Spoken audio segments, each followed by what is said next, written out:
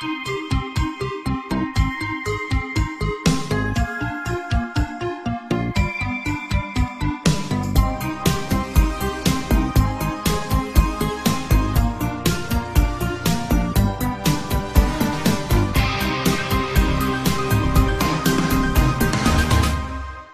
ritual. I heard stories of this ritual happening throughout the internet and decided to try it for myself since the tasks are not hard to do and the payout is worth the trouble.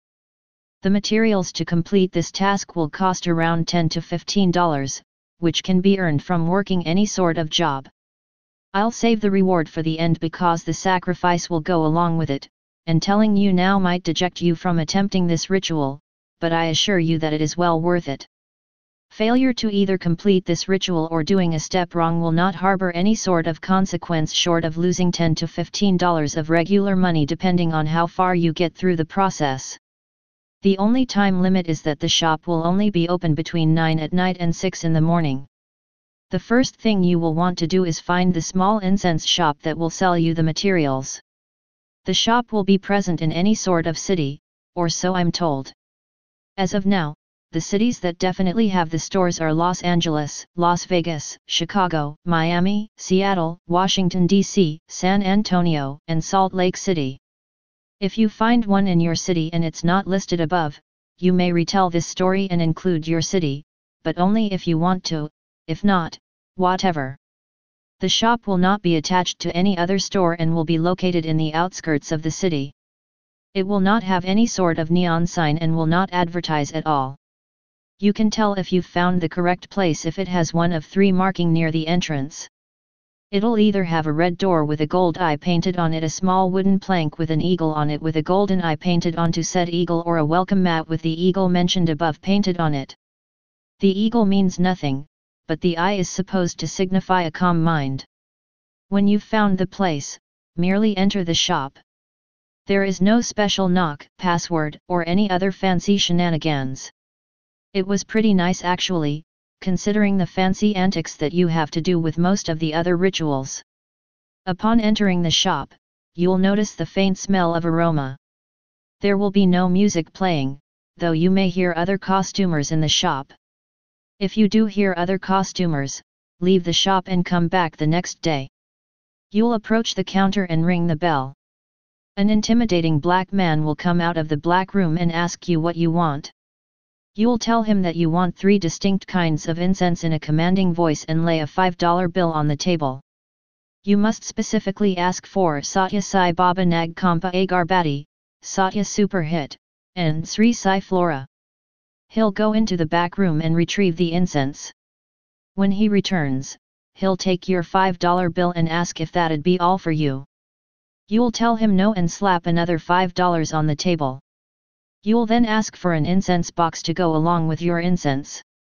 He'll go into the back room once again and retrieve a normal wooden incense box, which will be about 2 feet long, and have holes cut into the top. There may be a pattern near the bottom of the box, but that is unimportant. Inspect the box.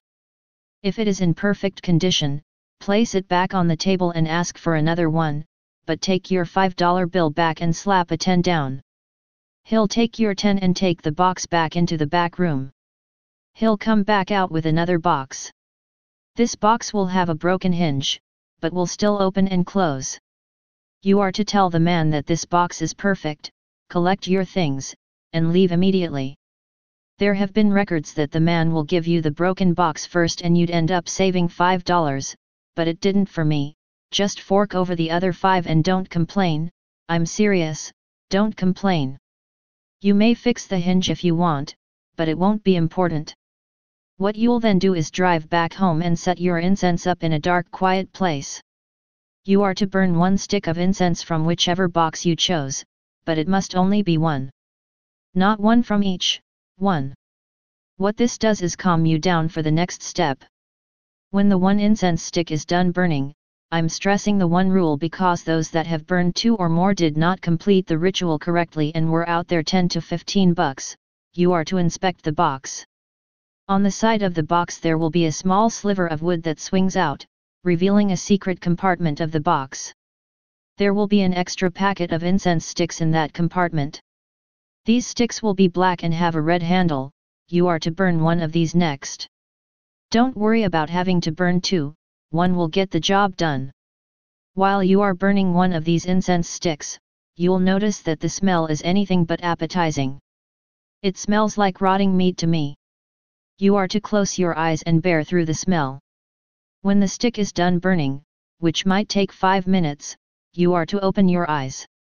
You'll find yourself back in the shop, but in the back room.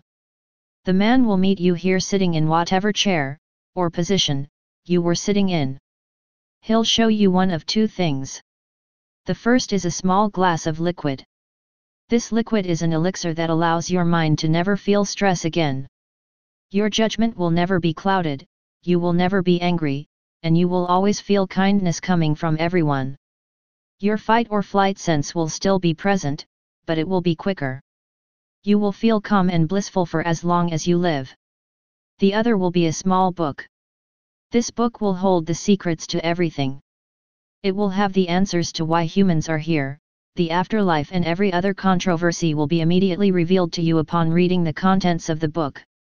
You will literally know everything. After picking the item you want, you are to close your eyes again and wait 10 seconds. You will open your eyes again in your living space with the faint smell of incense lingering in the atmosphere, but whichever item you chose will still be in your hand. Here's the catch. If you chose the elixir, everything you encounter will feel like it's lasting twice as long as before. Your mind will not feel anger, but it will feel boredom. Your hour-and-a-half classes will feel like will now take 2 hours.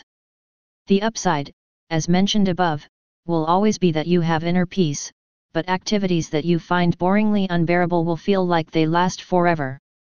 It's somewhat contradicting, if you think about it, but it will only be those activities that you find boring. Anything you find painful or even enjoyable will feel like ecstasy. One thing you should remember, however, is that the normal rules of physics still apply.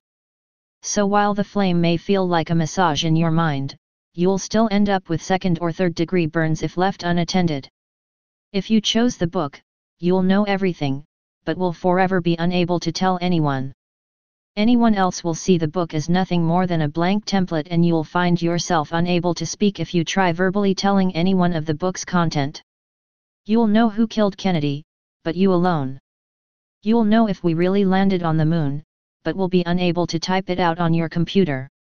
You'll know if your best friend's girlfriend really cheated on him and whether or not she really did contract herpes in the process or not, but will be at a loss of words when the conversation comes up. I chose the book, if it's any consolation. It's intriguing to know all of these facts. I know which religion to pick, how to live my life, and even who killed Kennedy. It sucks that I can't tell you though. You'd shit bricks if I told you, but whenever I try, my fingers burn at the touch of the keys. I should know, I've tried it twice within the last 10 minutes. I can't even give you subtle hints. I know why, but telling you that would also reveal secrets of the book. And that girlfriend reference came from a true story. My best friend won't even talk to me since I froze when he asked me about his girlfriend.